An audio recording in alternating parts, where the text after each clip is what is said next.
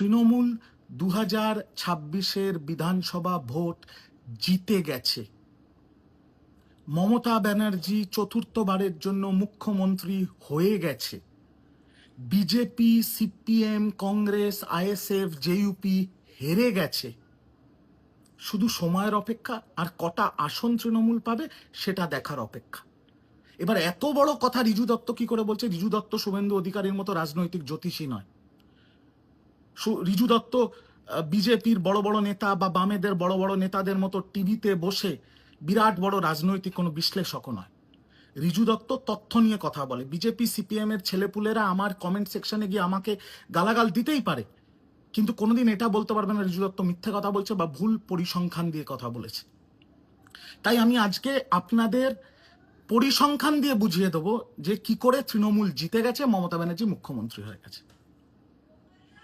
একটা জিনিস মাথায় রাখবেন, যখন ভোট হচ্ছে বা যখন ভোট হয় তখন মূলত কাদের নিরিখে একটা রাজনৈতিক দল সরকার গঠন করে?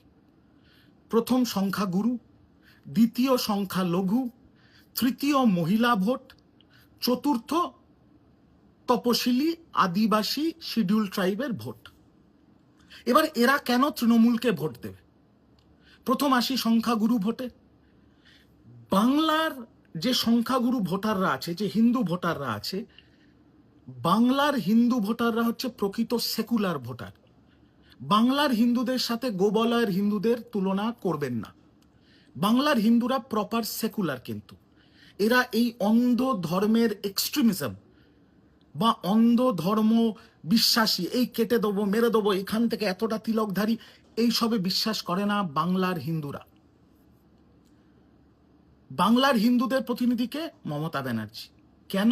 ব্রাহ্মণ কন্যা, ক্ষমতা আসার আগের থেকে তার বাড়িতে কালী পুজো হচ্ছে, দুর্গাপুজোর উদ্বোধন, দুর্গাপুজোকে ইউনেস্কো হেরিটেজ পাইয়ে দেওয়া, দুর্গাপুজোর কার্নিভাল, তার সাথে স্বয়ং নারায়ণ মমতা বন্দ্যোপাধ্যায়ের হাত ধরে দীঘার সমুদ্র সৈকতে এসেছে, জগন্নাথ ধাম, নিউ টাউনে দুর্গাঙ্গন, শিলিগুড়িতে মহাকাল মন্দির।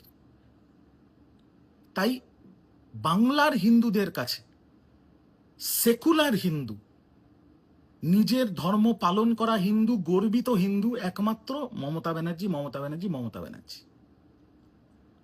এবার আসি সংখ্যালঘু। সংখ্যালঘু মমতা ব্যানার্জিকে কেন ভোট দেবে বা কেন ভোট দেয়? প্রথম কথা, সিকিউরিটি, সোশ্যাল সিকিউরিটি। কিসের সোশ্যাল সিকিউরিটি? এই যে দেখুন কিছুদিন ধরে হুমায়ুন কবির খুব চর্চায় আছে, বাবরি মসজিদ করছে ইত্যাদি ইত্যাদি, বিরাট নাকি মুসলমানদের ভোট নিয়ে ওই মুখ্যমন্ত্রী হবে বা কে মুখ্যমন্ত্রী হবে ওই ঠিক করবে। দলীয় নির্দেশে আমি প্রতিবাদ সভা করতে গেছিলাম মুর্শিদাবাদের লালবাগে। সেখানে আমার রেজিনগর, ভরতপুর, বেলডাঙ্গার বহু মুসলিম ধর্মে বিশ্বাসী ছেলেপুলেদের সাথে কথা হয়েছে, আর তারা আমাকে পরিষ্কারভাবে বলেছে যে দাদা, আমরা হুমায়ুন কবিরকে সমর্থন করি কারণ ও মসজিদ তৈরি করছে, কিন্তু ভোটটা আমরা তৃণমূলকেই দেবো। আমি বললাম কেন? তোমরা যদি হুমায়ুনকে সমর্থন করো, মসজিদ করছে বলে, তাহলে ভোট তৃণমূলকে কেন দেবে? বলছে আমরা মুসলমান, মসজিদ যে করবে তাকে সাপোর্ট করবো, কিন্তু ভোট তৃণমূলে দেবো, কারণ তৃণমূলকে যদি ভোট না দিই তাহলে যে মসজিদটা তৈরি হচ্ছে সেই মসজিদের ওপর বুলডোজার চালাবে বিজেপি এসে। কারণ ওরাও জানে আইএসএফ বা জেইউপি বা এইসব যে ফ্রিঞ্জ দলগুলো আছে, এদের ক্ষমতা নেই সরকার গঠন করা। প্রথম কথা। দ্বিতীয় কথা, মুসলমানদের জন্য বাংলায় অনেক মাজার, অনেক মসজিদ আছে, কিন্তু তার অন্যতম পীঠস্থান ফুরফুরা শরীফ। ফুরফুরা শরীফে যদি কেউ কোনোদিন গিয়ে থাকে, আর কিছুদিন আগে স্বয়ং হুজুর তহা সিদ্দিকীও একটা প্রেস বিবৃতিতে তিনি বলেছেন যে ফুরফুরা শরীফের আলো থেকে, জল থেকে, রাস্তা থেকে, মাজার সংরক্ষণ থেকে শুরু করে, সংস্কার থেকে শুরু করে হাসপাতাল, পুরোটা মমতা ব্যানার্জি করে দিয়েছে। আজকে বিজেপি দুদিন আগে কটাক্ষ করছিল যখন বাজেটে প্রায় 5,500 কোটি টাকা মমতা বন্দ্যোপাধ্যায় বরাদ্দ করেছেন মাদ্রাসা এডুকেশনে। এই যে শ্রমিক ভট্টাচার্য ডায়লগ দেয় না স্টেজে উঠে, বিজেপির সভাপতি শ্রমিক ভট্টাচার্য, যে আমরা মুসলমানদের হাত থেকে গুলি, বন্দুক, চপার কেড়ে নিয়ে আমরা পেন পেন্সিল দিয়ে দেবো, এগুলো হচ্ছে ভাঁওতাবাজি, গল্পবাজি। আসল কাজটা করছে মমতা ব্যানার্জি। মাদ্রাসা এডুকেশনে টাকা দেয়া মানে মুসলমান ছেলেমেয়েরা গিয়ে মাদ্রাসায় পড়াশুনো করবে, সেখান থেকে শিক্ষিত হবে, কেউ ইঞ্জিনিয়ার হবে, কেউ ডাক্তার হবে, কেউ আইএস হবে, কেউ আইপিএস হবে। আমার বাড়ির পাশে বেলগাছিয়া বস্তি, সেখানে মাদ্রাসার থেকে পড়াশুনো করা বহু ডাক্তার, বহু WBCS অফিসার আছে। তাহলে মুসলমানদের হাতে প্রকৃত অর্থে কলম আর বই তুলে দিয়েছেন মমতা ব্যানার্জি। এবার আসি থার্ড ক্যাটাগরি, মহিলা ভোট। মহিলা ভোট নেওয়ার জন্য বিজেপি সন্দেশখালির মতো নাটক করলো, যেটা এখন পরিষ্কার। আরজি করের মতো নাটক করেছিল বাম, অতি বাম, বিজেপি হাইজ্যাক করতে গিয়েও পারেনি, সেটাও পলিটিক্যালি মোটিভেটেড, এখন পরিষ্কার। কেন মহিলা ভোটের উপর আক্রমণ? কারণ মমতা ব্যানার্জির সবচেয়ে বড় স্তম্ভ হচ্ছে বাংলার মা বোনেরা, যারা চোখ বন্ধ করে মমতা ব্যানার্জিকে ভোট দেয়। আর আমি নন্দীগ্রামে 27 দিন ছিলাম সেবাশ্রয় নিয়ে, আমি সারা বাংলা ঘুরে বেরিয়েছি, আমি দায়িত্ব নিয়ে আপনাদের বলছি, যে বাড়িতে পুরুষরা বিজেপিকে ভোট দেয় সেই বাড়ির মহিলারা তৃণমূলকে ভোট দেয়। কেন? কারণ আছে, কারণ আছে। কারণটা হচ্ছে কন্যাশ্রী। আর আমি তথ্য পরিসংখ্যান এই যে একটা পেজ নিয়ে বসেছি, যাতে ভুল আপনাদের না বলি।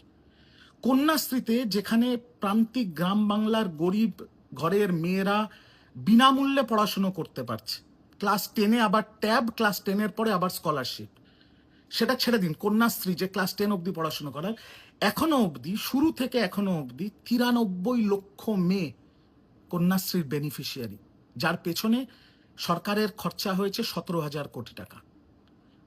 সেকেন্ড প্রকল্প মহিলা কেন্দ্রিক রূপশ্রী, যে মা বাবার ক্ষমতা নিয়ে নিজের মেয়ের বিয়ে দেওয়ার জন্য এককালীন 25,000 টাকা। গ্রাম বাংলায় গিয়ে দেখুন 25,000 টাকার ভ্যালুটা কি।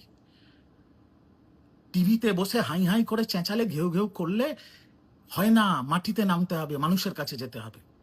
গ্রাম বাংলায় গিয়ে দেখুন 25,000 টাকার ভ্যালুটা কি। এখনো অবধি রূপশ্রীতে প্রায় 4 লক্ষ বেনিফিশিয়ারি, সরকারের খরচা হয়েছে 400 কোটি টাকা। তো এই মায়েরা, যাদের মেয়েরা, যারা নিজেরা পড়াশুনো করতে পারে, নিজেদের তাদের ঘরের মেয়েরা পড়াশুনো করতে পারছে, কার জন্য? মমতা ব্যানার্জির জন্য। যারা নিজেরা এক কাপড়ে বিয়ে করেছে, আজকে তাদের মেয়ের বিয়েতে লোক খাওয়াতে পারছে এই 25,000 টাকার জন্য।